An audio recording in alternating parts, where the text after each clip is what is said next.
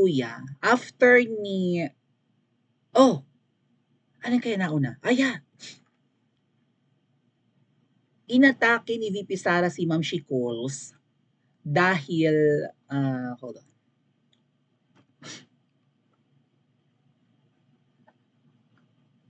Parang nakakalata na yung ating pangalawang Pangulo. Siyempre na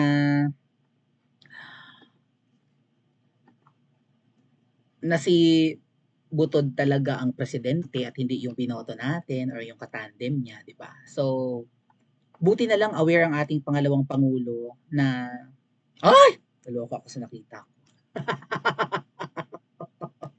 Sandali lang po.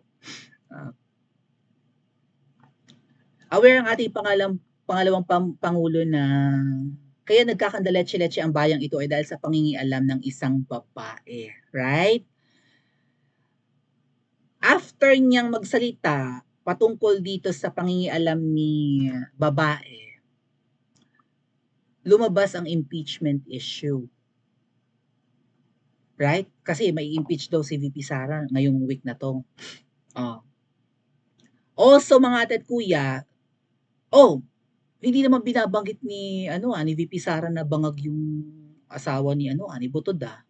Pero ang isa sa mga bangag di umano, ay Diyos ko po, nakakaloka. Baka edited lang naman ito, baka hindi naman talaga.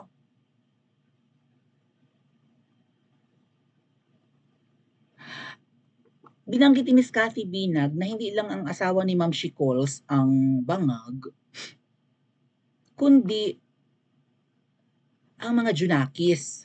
Tapos, ang mga pictures ng Junakis ay may mga nagre-resurface na parang bangag talaga. So, hold on na.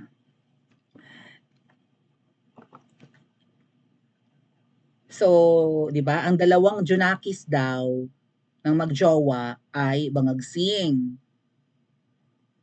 Sabi ni Miss Cathy.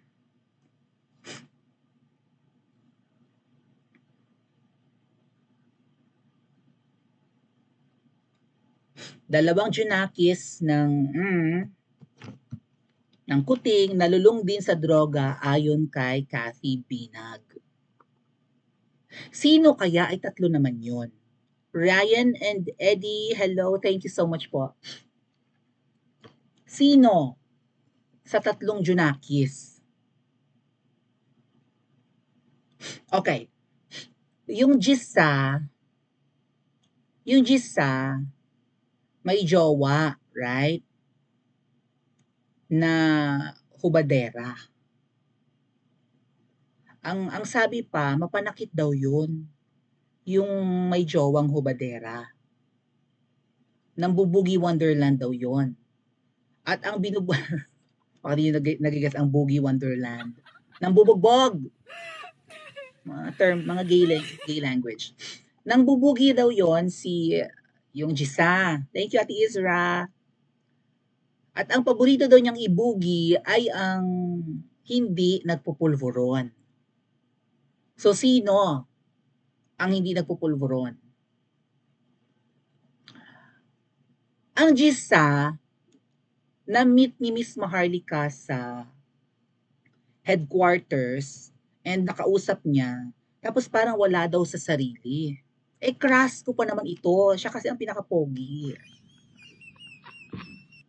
Sabi ko, parang hindi ko pa ito magiging crush kasi ang bagets pa. Pero nalaman ko ang edad niya, 25 na yata. So mukha kasing teenager talaga yung crush ko. Like mukha siyang mga 15, 16. Pero wag ka, baby face, kasi hindi sila manoo di ba? Malago talaga ang mga, hindi manoo ang pamilya ni Kuting maliliit ang noo nila, gano'n. Tingnan niyo si Madam, yung nanay ni Kuting, di ba talagang maundaers na, pero yung hairline nila ay maliit lang yung kanilang noo. Nakakatuwa. Actually, yung may jowa na hubadera, parang manoo siya, konti. Pero yung isang sabi ni Miss Maharlika ay parang lutang pag-usapan natin mamaya yung isa pang lutang. Yung pinagmanahan ng pagkalutang, ha? Okay. So yung nakausap din ni Miss Maharlika na Junakis doon sa headquarters na parang, bakit parang wala naman doon sa tatawa-tawa daw. Ay, ang gwapo pa naman, crush ko. Kwento pa nga ni Miss Sas, naka-Amsterdam daw niya ang mga yan. Buti pa si Miss Sas. Kasi si Miss Sas, babae na talaga eh, no? Kung ikaw ay lalaki at makikita mo in person si Sas, talagang ma-attract ka sa kanya. Or she's a woman already, okay? So, syempre yung siguro ibang kalalakihan, may mga ganyang lalaki mga ate kuya eh, no? Pag nalaman na nila na ang isang akla ay babae na, naku-curious sila, ano kaya ang itsura? Ano kaya ang itsura pag ano, di ba? Yung nung ginawa ng bibingka ang suman. Ano kaya itsura? So sabi ni Miss Sas, naka-channeling daw niya ang iba sa mga yan. Aba, swerte naman ni Sas kung sakasakali ang gwapo ng crush ko. Pero yung picture nung crush ko, talagang kahindik-hindik naman talaga. Ano, sana ano nang, sana AI. Sana edited. Pero bakit ganon?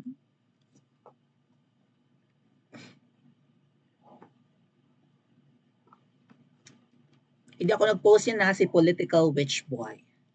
Parang ngagwang-ngagwa siya. Mahilig lang siyang magwaki, pero parang ang waki niya nakakatakot. Eh, crush ko pa naman to. Siya pinakapogi eh. Sa paningin ko siya pinakapogi. Okay? Oh. Pero ba't ganyan? Parang ano ba yan? Sayang naman, di ba?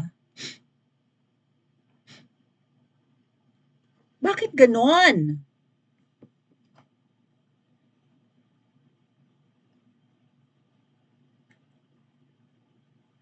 Parang pademonyit. Mana sa nanay.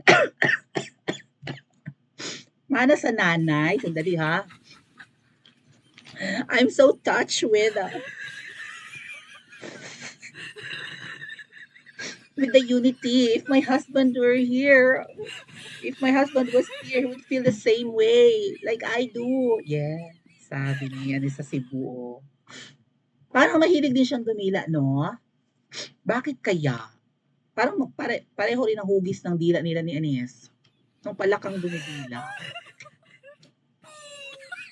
Kakalungkot naman. Parang, so sino sa mga Junakis, mga ate at kuya, ang nagbe-baby powder? Kasi sabi ni si Miss Cathy, di ba may kuha si Miss Cathy, may picture si Miss Cathy with sa isang sa dibubay ni Barbie Imperial. A day bago lumabas at nagpa-interview si Miss Cathy sa, maybe I'll find it.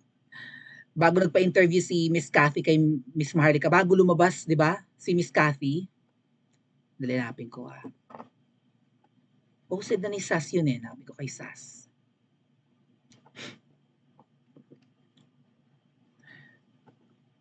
Umattend si Miss Cathy Binag ng birthday ni Barbie Imperial. At ang escort ay si Sandro. Kaya nga sabi po, ang mga revelations ni Miss Cathy ay legit. Kasi nasa circle siya ng pamilya ni Nakuting. Hindi binabalita si Miss Cathy ng mainstream mga tatkuya. 'Di ba? Hindi nila matawag na AI deepfake. Kaya nga siguro umiyak si Ma'am Shi nung nagpa-interview si Cathy. Nasa circle ng mga elites at pareho nasa isang circle lang ang pamilya ni Ma'am Shi at si Miss Cathy.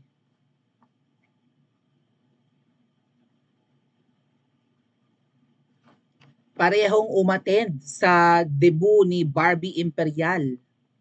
Si Miss Cathy Binag at si Sandro. Si Barbie yung naka-red. Artista. Nandun din si Cathy Binag. So, circles of elite, nandoon pareho. So, kung ano mga sinasabi ni Miss Cathy, may weight, may substance, legit. O paano ngayon itatanggi ni na Momshi, ang sinasabi ni Miss Cathy na dalawa sa mga Junakis ay gumagamit ng bebe powder.